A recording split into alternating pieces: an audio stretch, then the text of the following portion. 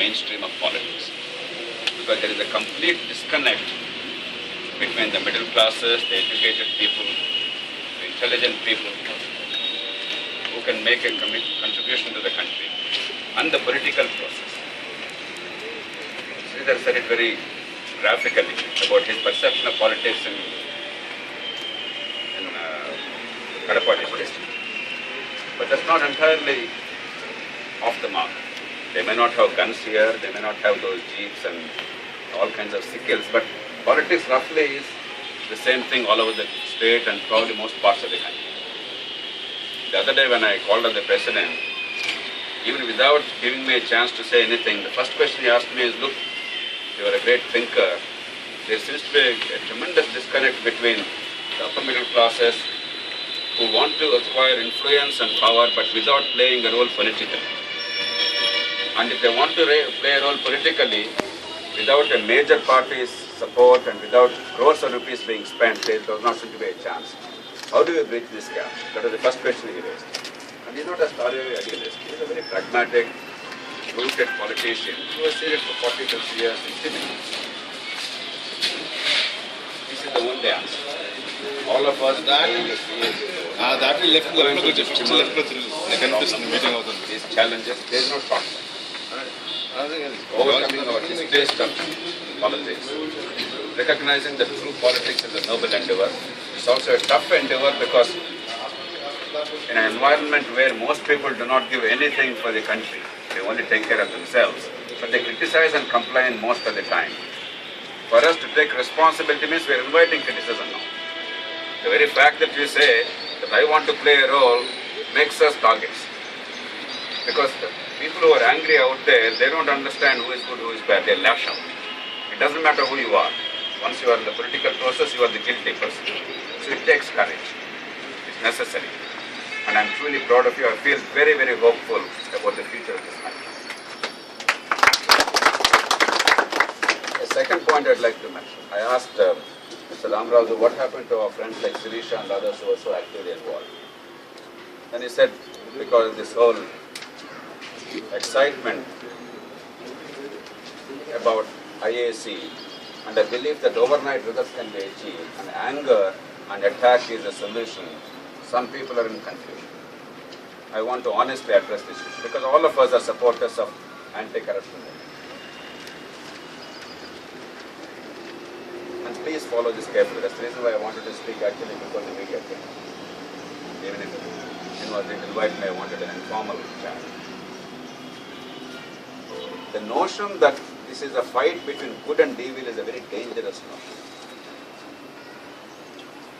The idea that somehow all those fellows are evil and the good people are coming to Indira Park or to, what is that place in Delhi?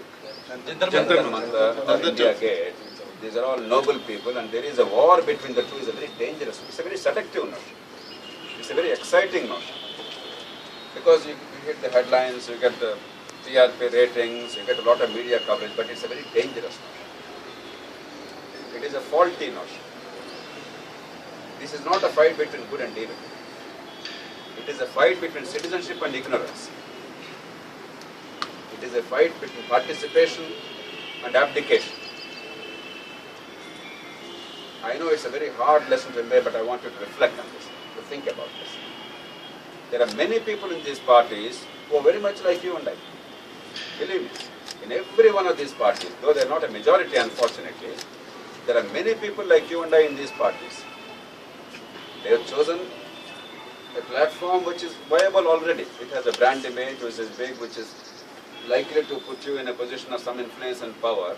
And there's nothing wrong with that. After all, each of us would like to do that, right? There's nothing wrong with the fundamental issue. The reason why we have not opted for that is the way they conduct politics itself has become detrimental to the country. There is a confusion of means and ends. Otherwise, we are not opposed to them per se. These are not evil people. There are many good people, but they are helpless. And if you acquire any position of influence, tomorrow you become a corporator, an MLA, an MP, I guarantee you will realize how complicated the situation is, how tough it is. So the idea, though it is very seductive now because there is a lot of anger among the middle classes in the country, the urbanized people, media-driven movements, etc. And therefore we are lashing out at the politicians of all kinds. Think a little carefully. The terrible gang rape incident happened in Delhi. Despicable, shameful, we must do something about it as a country, as a society, as a government. But pray tell me, has that got anything to do with the government directly? It is not the government that is guilty here. There is something much deeper. The courts are failing, the police institutions are failing, the educational institutions are failing, the society itself is failing. Who are the fellows who are attacking women? They are not Pakistani terrorists. These are our own boys and our own boys who we raise in our own homes. They are very nice and wonderful at home, they become demons outside. Now without focusing the searchlight inwards, without looking at the way society is structured, without looking at honest solutions, it's very easy to channelize the anger in a destructive manner, not a constructive manner. I know this is a very hard message, but I want us to repeat it. Are we going to be a part of the solution, or are we going to be a part of the problem? Honesty is the minimum requirement in public life. Honesty is not the maximum qualification in public life. Again, I want you to reflect on this. That's the minimum required. The reason why people don't care for honesty beyond the point is that's only minimum requirement. They require a lot more than honesty. And when there is a calculus, when they see there's something more on offer, but not honesty, there's honesty on offer but nothing else, they tend to choose that something more. We must understand why. It is a sad thing that honesty and the something more are not coming together. The challenge is, ultimately we must make things happen. By now all of you, many of you are experienced in dealing with local issues, you know. What the people bother about is local road, local water supply, the drains, the way they are treated in the government office, the way things get done or don't get done, and how to fix that. If it happens honestly, people will be delighted. Some of us, when there is an opportunity, we do that. As a district collector, I did exactly what I was expected to do, but I was lionized as somebody unprecedented in India because almost nobody is doing that, or nobody is capable of doing it. But you're only doing your job. But even if there is a little less honesty than expected, but actually there is delivery, people are content. That's the challenge of India. How do you make delivery and honesty compatible? Because people think that if you're honest, you cannot deliver. Because they expect delivery with a lot of pomp and power and some 50, 60 fellows around you all the time. Without that, they believe nothing gets done because the system has no longer retained the capacity to function. It's become very wooden, inflexible, very rigid, dysfunctional. So they think only when you break the system, when you beat up people, when you shout, can you get anything done. And that's the reason why they're going to them. They're actually equating honesty with incompetence. Our challenge is how do you combine honesty with competence in delivery? The second challenge is because the traditional politicians cannot deliver anything of consequence, they deliver the short-term things. Whether it is the freebies we see every day, or that day's problem, at least in 1 out of 10 cases, use your money, muzzle, shout, do whatever it takes, and get something done. Give a feeling that there's some movement, something is happening. But the real big things are consistently ignored. Basic infrastructure, today the newspapers are full of the power sector problems. I'm not shocked about what has happened today. I'm shocked about our pretense of shock. Our pretense that we did not understand that there's a deep crisis in power sector, that we're going to have shortages, that the tariffs are going to go up because the system is badly managed. For years and years, probably for decades it is known. Some of us have been arguing, Lok Sabha has been saying it consistently as a party and as a movement, not today but 10, 12 years ago, consistently. Nobody would like to listen. Today we all pretend surprise. Every newspaper had banner headlines today. Times of India had it, Eenadu had it, Hindu had it, Chronicle had it, Andhra Jyoti had it, other papers I haven't seen this morning. Every paper had it. I don't know whether to laugh or to really get angry. It is self-evident. If you run a business, you know that if you make the business unviable, the revenues are much less than the expenditure, the business is going to crumble, the costs are going to go up. If your business holds up, it's a loss for you and your workers. But if a natural monopoly like electricity board folds up, the loss is to the whole society. Therefore, the prices will go up. There's no competition. There cannot. That's the only difference. So why are we surprised? The reason is the political process has ignored the fundamentals. Whether it's education and healthcare, or power and transport, or the basics of delivery, they're ignored because they are the hard ones to deliver in a corrupt and vicious climate, in an incompetent climate. And the people also have given up, except on occasions like this, when they express surprise and shock, they have given up on power. That's why they are willing to accept a notion that in the year 2013, in the month of January, there is power shortage. Not in May or April, in January, they're perfectly okay. While they complain a little bit, there's not much of protest because a low level in equilibrium is now come. We have a double challenge. We not only have to do politics the way it ought to be done,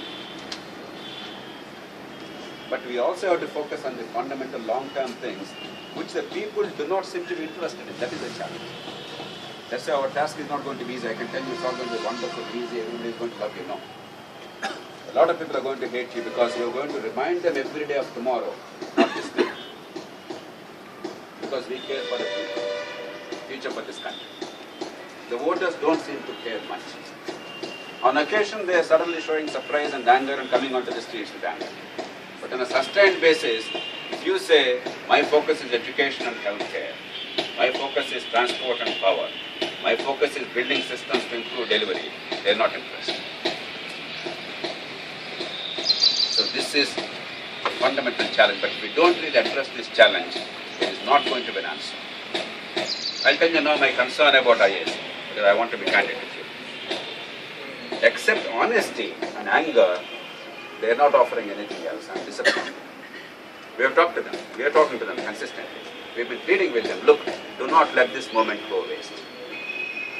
If you let this moment go waste, you become part of the problem. If you indulge in the same kinds of activities, the dharnas and the obstructionism, going and reconnecting the power illegally, talking about power tariffs without looking at power system improvements, fighting about petrol price increase instead of looking at energy independence of India and economic growth, retaining subsidies and freebies instead of looking at wealth creation in the country, you become as illiberal as anybody else without the merit of at least some delivery that these fellows are capable of. That's not the kind of India we want to build. At the end of the day, it's only giving expression to our anger without finding a solution to the country. That's why it's very dangerous. I'm saying it very openly because we all have to discuss. We are stakeholders in this country. What kind of a country do you want to build? What do we need to do today to build a better tomorrow?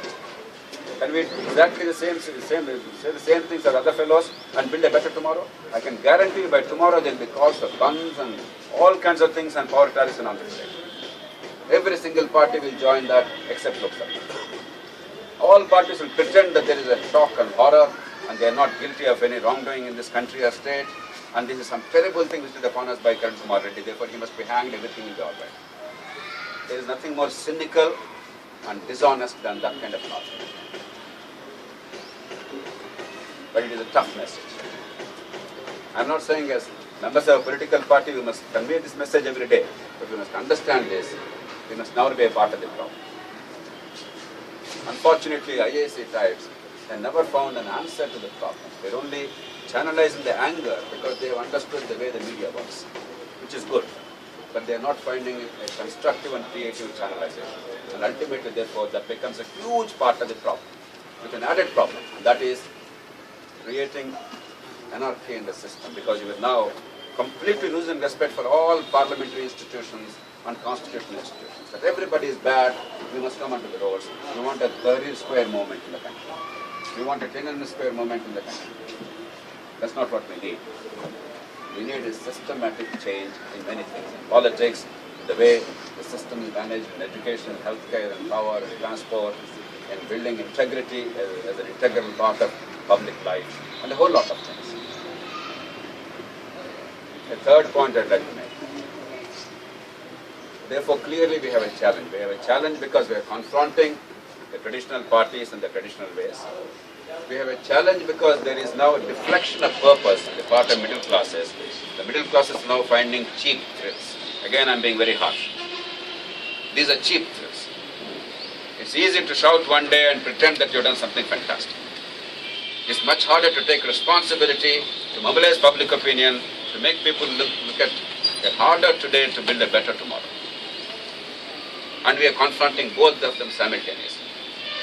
I wish the middle class of India had the leadership to recognize that there is only one enemy, and that enemy is the contemporary political process.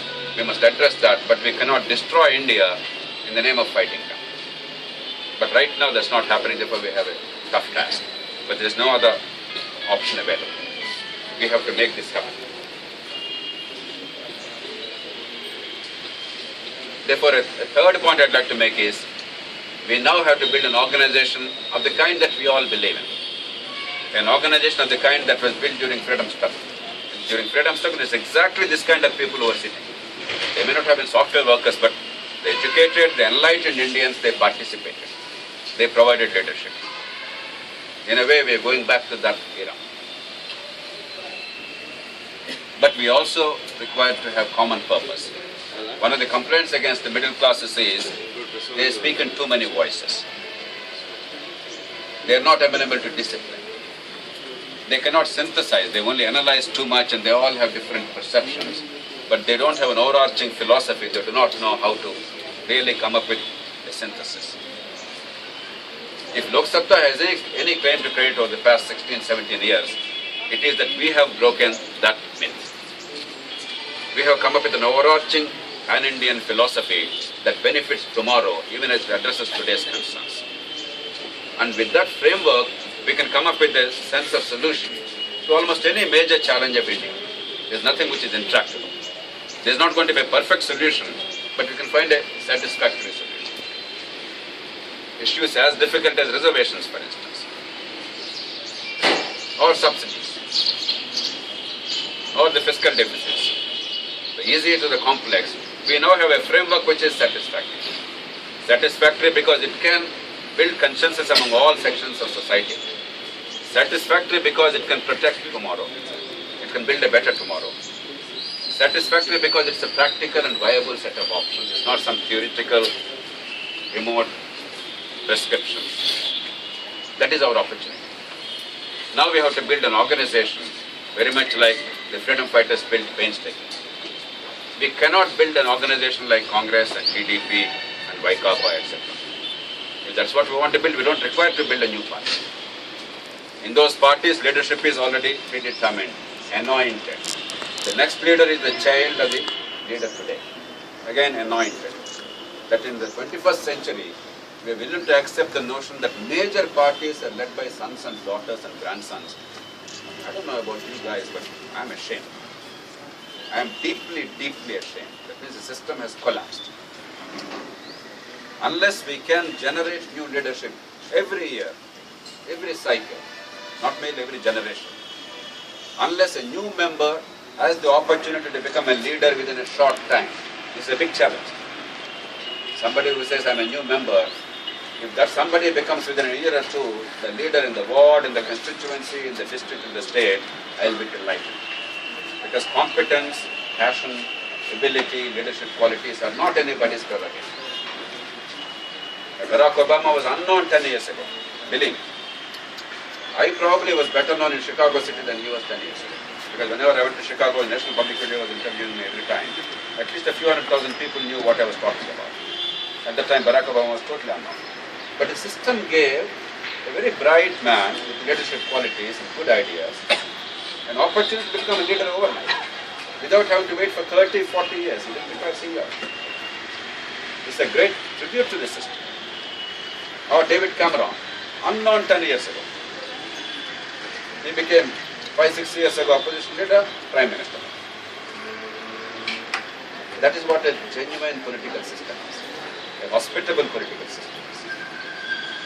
Anybody must become a leader because there is immense talent available in this country. Immense leadership available in this country. And unless we build a party which believes in this, and it's very hard. It's very hard for each of us. If my son is going to overthrow me in my home, he says, Dad, I can manage things better, you get out.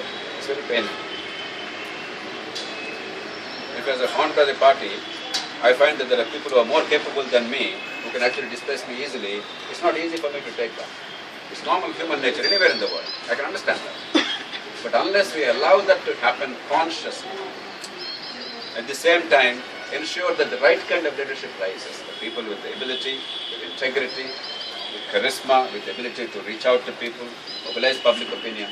Unless that is consciously made, unless many of us are willing to play the role on the sidelines, or willing to play a role creatively without seeking position or power, and unless we are willing to accept that in power or out of power is the same thing as long as we work for certain goals, unless we really believe that, I don't think we can build a party that we need in India today.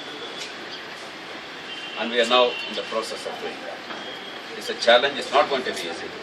There are going to be problems, I guarantee you. There are going to be bruised egos. If somebody is going to be displaced, that somebody will feel very, very bitter. In an election, if you contest, if you fiercely contest, honestly contest, but you are not accepted by your peers for the time being, you are not in the majority, you will feel humiliated because no, our society still has not accepted democratic ethos. We all pretend to be democratic, we don't want democracy. How many of us in offices are practicing democracy? Honestly search yourself. Most of us don't like it. You all know about management theories X and Y. Indian managers instinctively adopt theory Y in most cases. Theory X. They don't adopt the democratic practice of sitting together. Theory X is dictatorial. Theory Y is democratic. It's a very Indian nature, a patriarchal nature. So it's always a bit disconcerting initially, but we must go through that process. As long as the process does not lead to some serious distortions, we must go through the process and mature. Only then can we make a difference. Because if we cannot work together as a team and build leadership, if we cannot trust each other, why should the people trust us? Finally, one last word. You all know it's no surprise, I'm a great optimist. If I have one gift, it is the gift of optimism. Even in the darkest cloud, I have somehow the capacity to see the silver lining. I never find a moment which is so dark that there is no hope. I always see there's some opportunity there. And hopefully it is not a mythical, it is real. It's real. How to leverage that is our challenge. Never lose hope. I see too much of cynicism and despair now in the state and the country. There's no reason at all. Whatever is happening, there is a coherent theory. You can understand why it is happening. If you actually have enough understanding, you know there are objective reasons why things are happening the way they are happening. And therefore, you also know what needs to be done to change it. Now the question is to develop the tools and the skills, that's all. Once it's doable, then it's only our ability, our skills and our tools. So never lose hope. Movements like ours, because we're more a movement than a political party alone. We're certainly a political party, but essentially we're a movement driven by an ideology, a goal, a mission, a purpose. It's not the party that is primary. It is the goal for the country. If somebody else does it, we'll be delighted. We're not like panchayat politicians where if the opponent is in office, he must never be able to build a road. We must stop it. Only when I am in office, I should build a road. That is the standard panchayat politics in many parts of India, unfortunately. That's not what we are. We are a movement. And we have to consciously always keep in mind the principle of levers. What are the things we can do, the little things which have big impact? Because all of our energy is limited. Our time is limited, our resources are limited. With that limited energy, time and resources, can we get big impact? Let me give a couple of examples. About 10 months ago, we launched a movement against the restriction of food grain trade in Andhra Pradesh. The price of paddy per bag of 75 kgs was 750 rupees in the state. A fine variety which we all eat, BPP variety. In the neighboring states, it was selling at 1200 rupees. We did something very simple. We said these restrictions are immoral. Not only are they illegal, but they're also immoral. They're hurting the farmers, and therefore restrictions must go. And we will defy the restrictions. We will defy arrests. We dare you to arrest us, but we violate your restrictions. and we took a Padayatra. We walked 36 kilometers, hundreds of us. Srinivas was there, others were there. We all walked with 10-20 kilometers backs. Obviously, we can't carry 75 kgs. And we defied the state government. The government did not dare to arrest. Similarly, we did from Kurnool to Karnataka. We did from Nanjal to from Nizamabad to Nanded. The government did not dare to arrest us, and the price went up for the farmers from 750 rupees to 1,200 rupees in just 15 days' time. The benefit to the millions of farmers is in just one season, in one variety of rice, in one season, in one state, 3,600 crores. It is the principle of labor. It's not the lung power we use. It's not the dharnas and rastarokos. It's the innovation in building movements. It's not easy. It requires a lot of thinking. It requires a lot of knowledge base. It requires a lot of passion. You must be really passionate. It must not come from here. You must understand it and believe it. Your heart must really respond. You must know it is the morally right thing. And then you must innovate in a way that actually becomes evocative and makes the adversary come to your mind. It's possible. We can make that happen. That's the reason why Lok Satta movement achieved some 19 major results in the country in the past 60 years. Only one of them is achieved, and that movement only talks about that one particular achievement. They would have Magsaysay awards, they would have Padma Bhushans and Padma Vibhushan's, all kinds of stuff. They would be on so many committees and commissions forever. They would have portraits. But because we are not content with what is being done, because we know so much more needs to be done, we never focus too much on what has been achieved. But sometimes we must also focus on what has been achieved. In order to realize that if you know how to do things, you can make big things happen. A lot more big things need to be done. We will do it because the time is right. The anger in the country must be channelized creatively and constructively. And we must show the country an example. And we must show electoral successes over a period of time. What has happened in this constituency under Srinivas's leadership was remarkable. Nearly 30,000 people voted in favor of Lok Satta party without a single rupee being distributed, without a drop of liquor being distributed. Now there are two ways of looking at it. One way is, look, Lok Satta party did not win. Somebody may even say they did not even get a deposit because if you take the total number of votes cast, we did not get 1/6 of the votes. Votes cast were probably about 2 lakh votes. So we required 33,000 or so, 34,000 for deposit. We didn't even get deposit. Not that deposit is a big thing, but it's an emotion. It's a symbolic thing. That's one way. Another way is, we defy any political party in the country to adopt our practices and methods and get even half of the votes that our people got. Whether it's Congress or TDP or Vaikapa or TRS, let them take a vow voluntarily that we will not mislead people, we will not trade in hatred, we will not cause disaffection between groups and castes and religions and communities and regions. We will not buy the vote with money and liquor. We will honestly go to the people and persuade them to our point of view and get the vote. Let them adopt that. If they get half of our vote, I will give my right. So do not judge yourself by what they want to judge, because they are insecure. They know we speak the truth. They know this is the wave of the future. They are scared. They want to humiliate you. The only weapon they have is to humiliate you. Do not fall into that trap. It's a very dangerous trap. You must make them come to your feet. What we are doing is the right thing. You don't have to apologize. What they are doing is the wrong thing. They are a part of the problem. They have to apologize. They have to come our way. They have to defend themselves. We don't have to defend ourselves.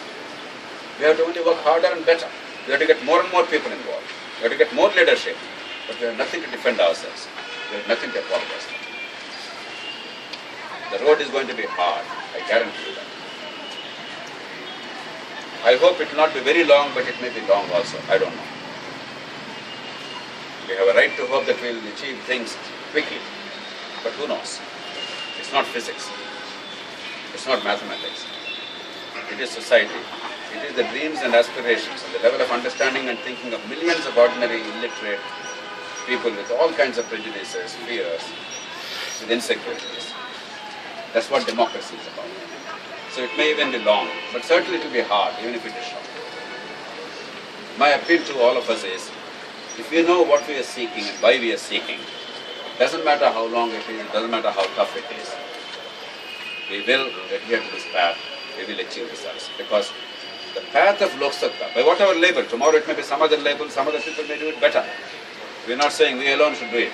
But the path that we are now embracing, the path that we are articulating, the experience that we have acquired, the distilled lessons of our own experience, that is the only way of the future. There is no other way of transforming our democracy. And that makes me feel genuinely proud that we are all together fighting for this. The next few months are critical, and this constituency is going to be very vital for us. And if all of us work from now, ordinarily in a democratic society, in politics, we shouldn't have to work that much. But India is not an ordinary democracy. Any other country, what we are doing is enough to win. We have the right kind of leadership, we have the right policies, we have the right people as members, we articulate the right way, we have a powerful and effective campaign, that's enough. But we are India. We require networks, we require to do everything for everybody every day in order to infuse that confidence and get them to vote for you. We require to confront extremely ugly forces, because for them the stakes are very high. Please remember, for them to be an MLA or not is a difference of about 100 crores in a term of 5 years at the very least. For you it's only a question of better India. It's an unequal fight. They are fighting for their lives. You are fighting for the future of a large amorphous India. Our lives are not really at stake. And we are all smart enough or lucky enough to take care of our own children. It doesn't matter whether we get elected or not. So it's an unequal fight.